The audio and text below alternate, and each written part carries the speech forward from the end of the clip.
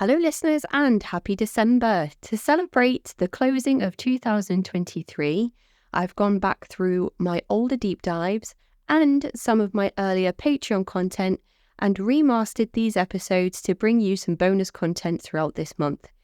If you do like what we do with the deep dive episodes, then you can find monthly deep dives available at patreon.com/the Cult Vault, where we've covered all manner of cases from the Satanic Panic to Charles Manson to the Process Church of the Final Judgment to the Church Universal Triumphant to the Anthill Kids to Heaven's Gate and so on.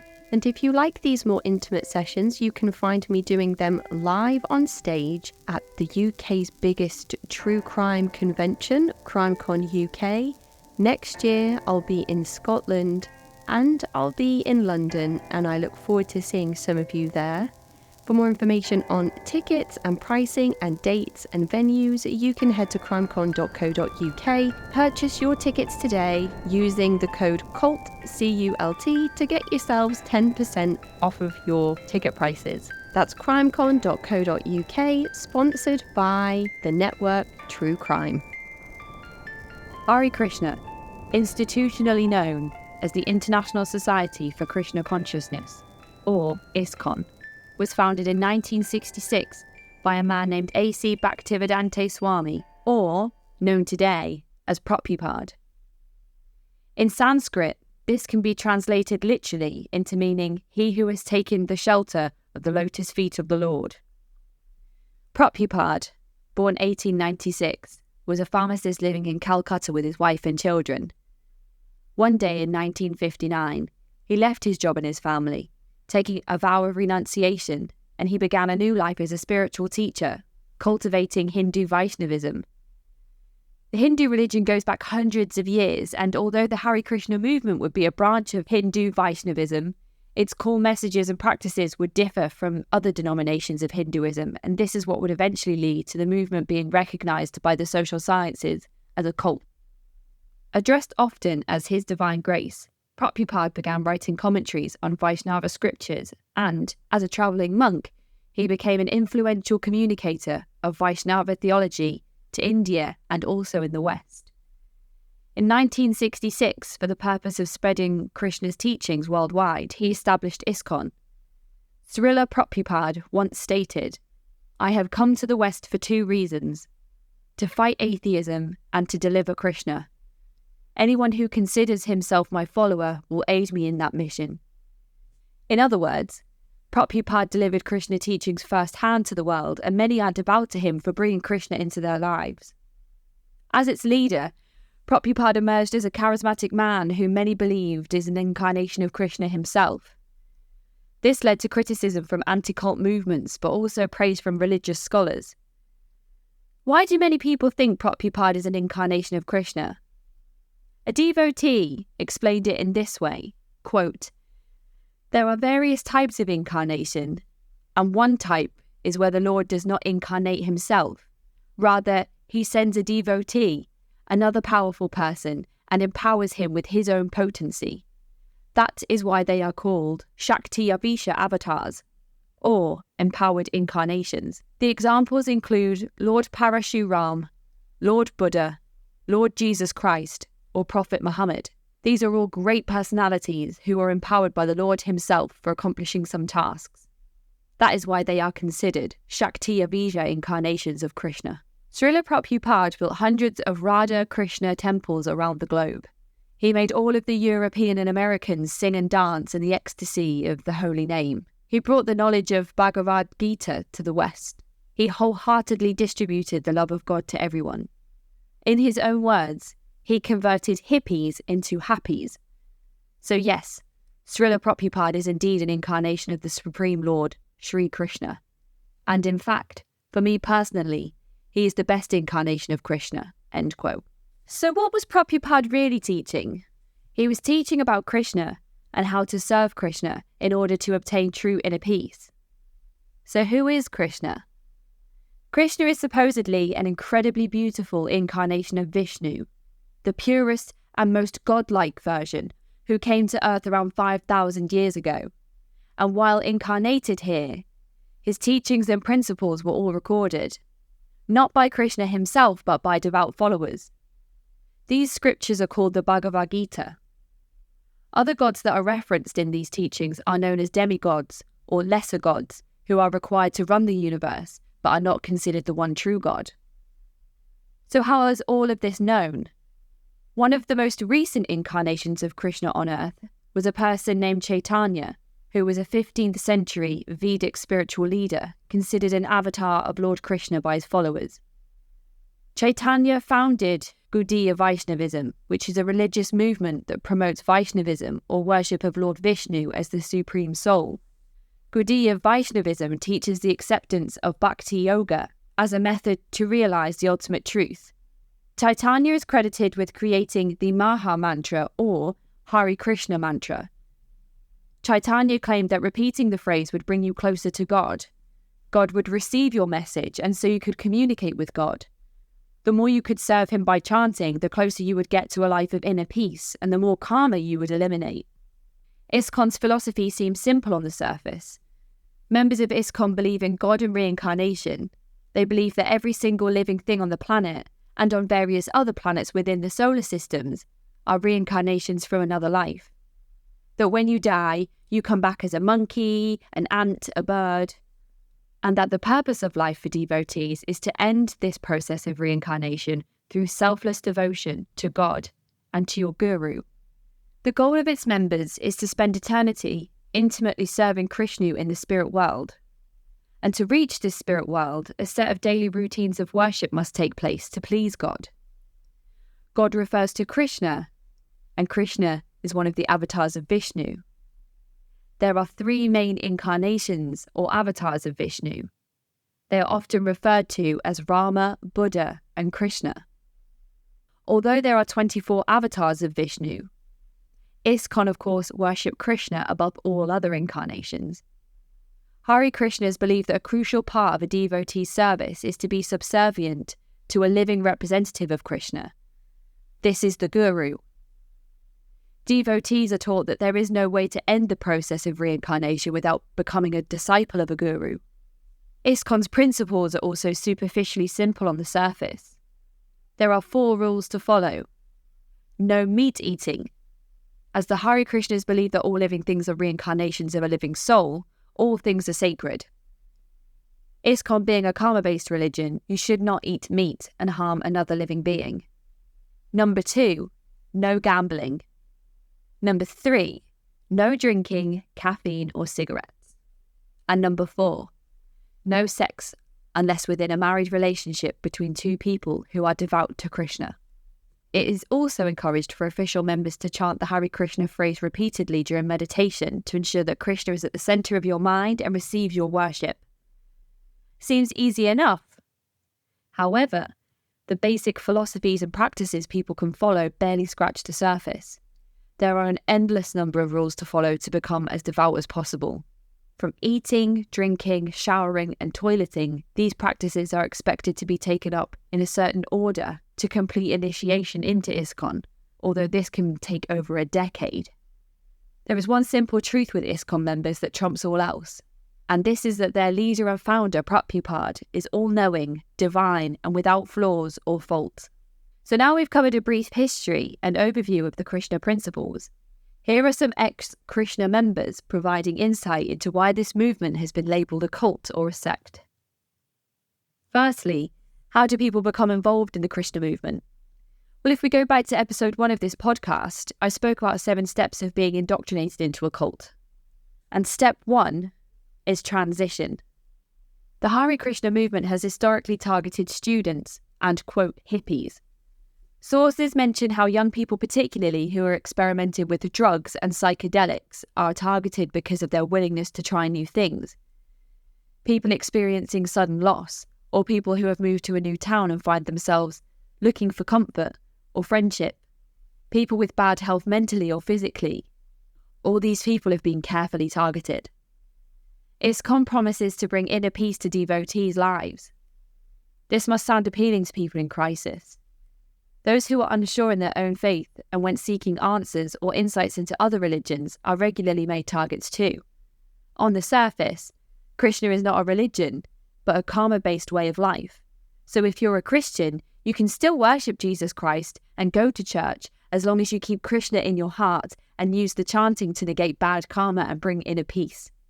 Of course, as people are encouraged to chant more and attend more meditation sessions and follow more and more rules to get closer to Krishna, there is less and less time to practice your religion and pray and go to sermons and visit your church. One example I heard about was a man simply looking for a new yoga group to try, and 7 years later, he was just leaving the Krishna movement. Devotees are quoted as being sickeningly nice, to the point where you would feel guilty saying no to them making dinner for you, or you would feel bad saying no to join them for another yoga session. Offering to help you with your food shopping, show you around the new city you've moved to, be a shoulder to cry on during a time of bereavement. Every person's story that I've managed to listen to of them leaving the Krishna movement talk of how they were cooked for almost every single day, invited to super friendly gatherings with other devotees and mountains of amazing food that would make it almost impossible not to listen to why you should join the movement officially. To become an official member, which is different from being initiated, people must study closely the Bhagavad Gita as it is, which is annotated line by Prabhupada. Most of these studies take place at a 2-hour evening group every night, until a person has been accepted as an official member. Once somebody has joined officially, they are taught the further lessons of Krishna, the lessons that will bring you closer to inner peace and break the cycle of reincarnation. These include things like waking up at 3:30 a.m. and taking a cold shower to prevent your mind from wandering, followed by a 4 a.m. service which includes chanting to Krishna in front of statues in the temple for 3 hours, a second service at 7 a.m. making offerings to God and Prabhupada. And then at 8 a.m. there's a reading where a devotee will choose a line from the Bhagavad Gita to analyse. More chanting at 12:30, with meditation in between until dinner at 6 p.m, which is followed by another analysis of one line of the Bhagavad Gita, and then manage to find sleep before getting up at 3:30 again. If so much of the day is taken up by chanting, then why is this chanting so important? Some say it is the method used to keep Krishna in the forefront of the mind at all times, to bring you closer to Krishna. But it has been argued that this is to stop the conscious mind from second-guessing the actions of the devotee, preventing cognitive dissonance, independent thought, and preventing doubt. At first I thought simple chanting wouldn't be enough to do this, but then I realised that an official follower of Krishna would be expected to chant the entire Hare Krishna verse around 1,700 times a day, which can take between 2 to 3 hours. Some followers carry a set of beads, and on this chain there are 108 beads. For every bead, people will chant the entire Krishna phrase. This can happen up to 35 times a day. That is chanting the entire Krishna phrase 108 times up to 35 times a day. Ex-members have spoken about how they have approached their guru in times of unsureness, times where they have doubted Krishna and its teachings. And the response? Chant. Deepen your connection with Krishna. Bring Krishna closer to your mind. Create inner peace by chanting more to Krishna. Chant, chant, chant. Devotees are usually encouraged to keep their involvement with the Krishna movement to themselves, saying that their non-Krishna friends and family will not understand. Followers are also encouraged in the early days to only associate with other devotees to further solidify their belief and understanding of Krishna.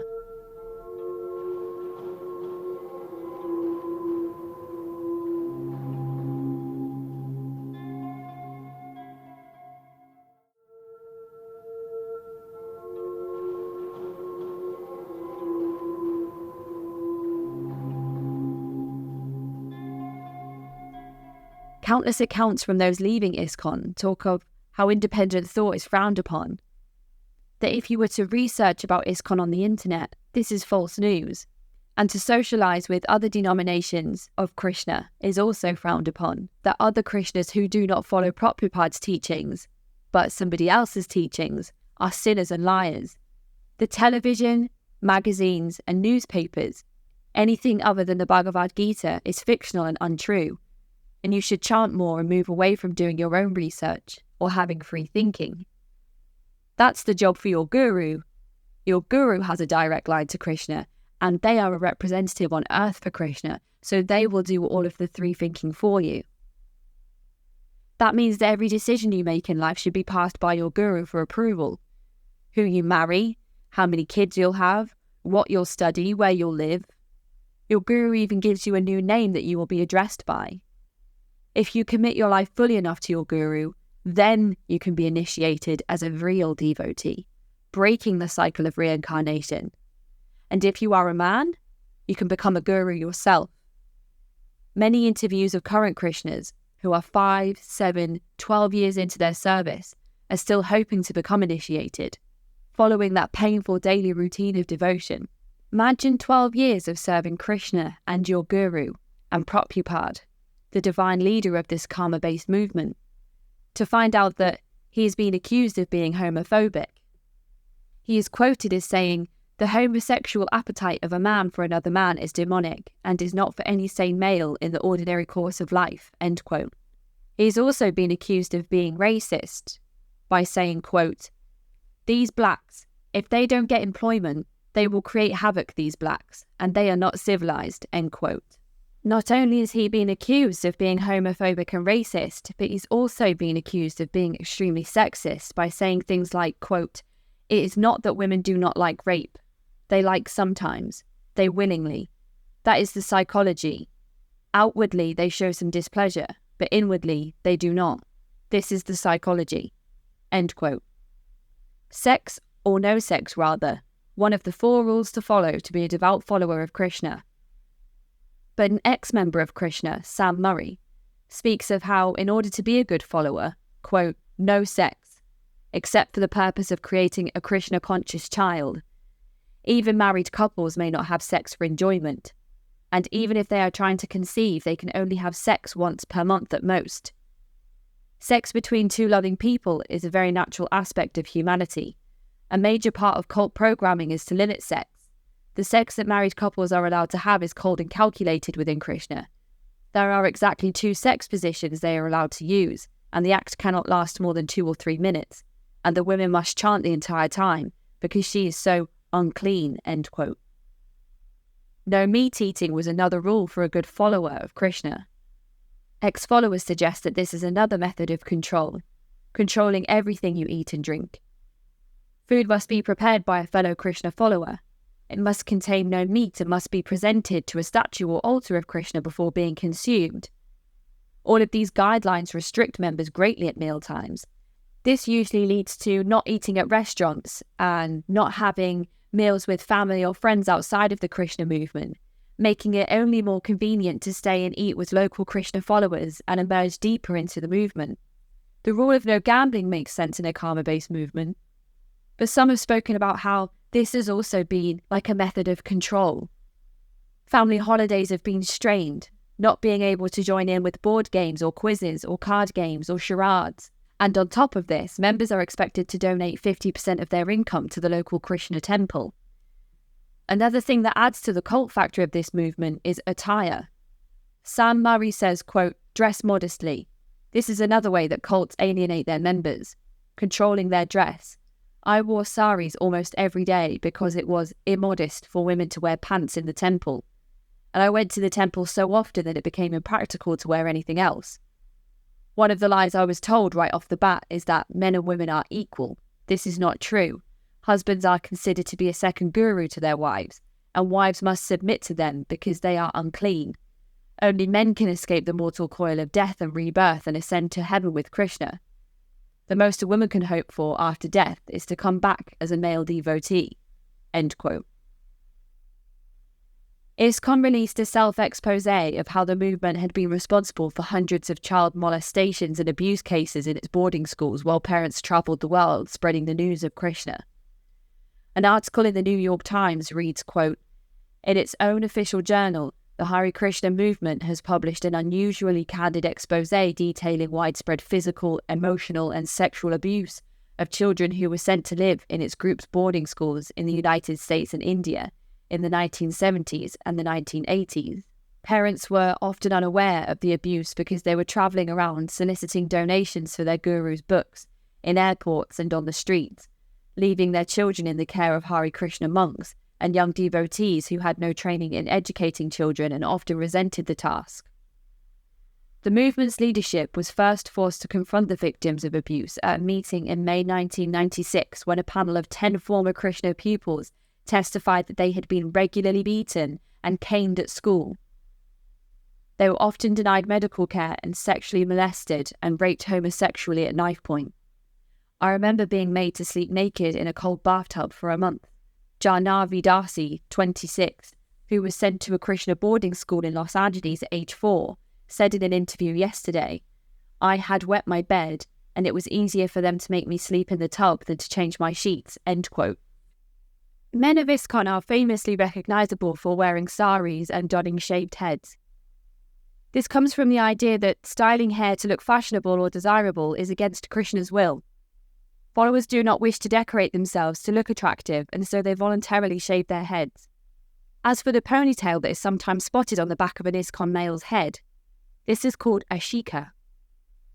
Devotees believe that when the soul leaves the body, Krishna pulls the soul from the patch at the back of the head, so hair remains here at times to protect the sensitive part of the skull. You may often see members of the movement marking their bodies with tilaka. This is a mixture of clay and water that is seen as sacred. Followers will dot this substance all over their bodies using their ring finger while chanting the Hare Krishna mantra. Some followers may be spotted with a V on their foreheads. This is the mark of Vishnu and supposedly symbolises the followers' worship to Krishna, and in return Krishna protects them. Likewise, it is also supposedly symbolic of a Krishna hoof print on the forehead, as if Krishna himself has stamped these members and marked them. Prabhupada died in 1977. His legacy would be his translation of the Bhagavad Gita, the ancient Hindu text that he had carefully annotated, which explained the laws governing transmigration of the soul and its ultimate liberation. But Prabhupada also left behind a worldwide empire, with more than 100 temples, centres and schools run by 3,000 full-time members. Most of these temples had been built by devotees within the Krishna movement, devotees that offered free labour, and the 3,000 full-time members, they also work without financial payment. Since Prabhupada's death, an intense struggle for control has begun. In the 90s, a string of sex, money and drug scandals had overtaken the movement, with a large number of its devotees leaving the fold in disgust. It is also rumoured that drug trafficking has taken place, and around 100 gurus have been noted to be driving around in flashy cars, owning mansions, and sleeping with many different women. It has recently come out in the news that George Harrison had a weapons trafficker actually living in one of his mansions. If we follow Stephen Hassan's BITE model of behaviour, information, thought and emotional control, we can see some clear links here to cult-like behaviour.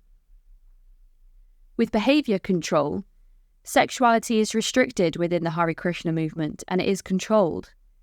This is proven with the knowledge that ex-members have provided that members can only have sex with fellow Krishna followers. There is also regulating what you eat and drink by suggesting that you only consume food prepared by fellow Krishnas and ensure that it has been offered to statues prior to eating. With information control, this is seen when ex-members have been chastised for using the internet to search further into Krishna, or have been shunned for speaking to other Hare Krishnas who follow someone other than Prabhupada. Information control is suggested when members are asked to write journals each day. Thought control is seen in the way people's identities are being changed, by suggesting that saris are the best form of dress and the gurus changing people's names. The point within the BITE model regarding thought control through hypnotic and trance states quickly relates back to the Hare Krishna mantra and the sheer volume of times that it should be chanted by its followers every single day. This is also true of the BITE model's point that cults will use excessive meditation, prayer and chanting to block critical thinking and independent thought. With the emotional quadrant of the BITE model, love bombing has been actively used by Krishna recruiters, and it is regularly reported that followers are told that no happiness or peace can be attained outside of the Krishna group. All in all, I would ascertain that this following would scale 14 out of 35 on the cult BITE model, meaning mildly dangerous, and that being a part of this group could later lead to lack of emotional development for its followers. It's funny that when I was researching for this episode, I came across a YouTube channel called something like Hare Krishna TV. Is ISKCON a cult? Is the Hare Krishna movement a cult? The videos themselves are all around 2 minutes long, and they all have a member of ISKCON basically saying, nope, we're not a cult, we're just misunderstood. And maybe they are, but what's your opinion? Today, ISKCON has over 600 temples, centres and places of worship. With these 600 sites, millions of people are currently serving Krishna, and the numbers only seem to be growing. In the description of this episode, I've left a link for Sam Murray's full story. It really gives an in-depth account of what life is like within ISKCON, and she manages to tell her almost frightening story with humour and dignity. I also got a lot of the information from the Cultish podcast and their 2-part episode on ISKCON, so definitely go and check all of that out. If you find yourself in a cult or know someone who might be, please follow the link in the description for more information on how to get advice and support. If you would like to send me an email, you can on cultvaultpodcast@gmail.com. Follow me on Twitter at cultvaultpod. Find me on Reddit at cult-vault. Find me on Facebook at The Cult Vault. Find me on YouTube, Tumblr, Instagram at Cult Vault Podcast. I'm Casey, and thank you so much for listening.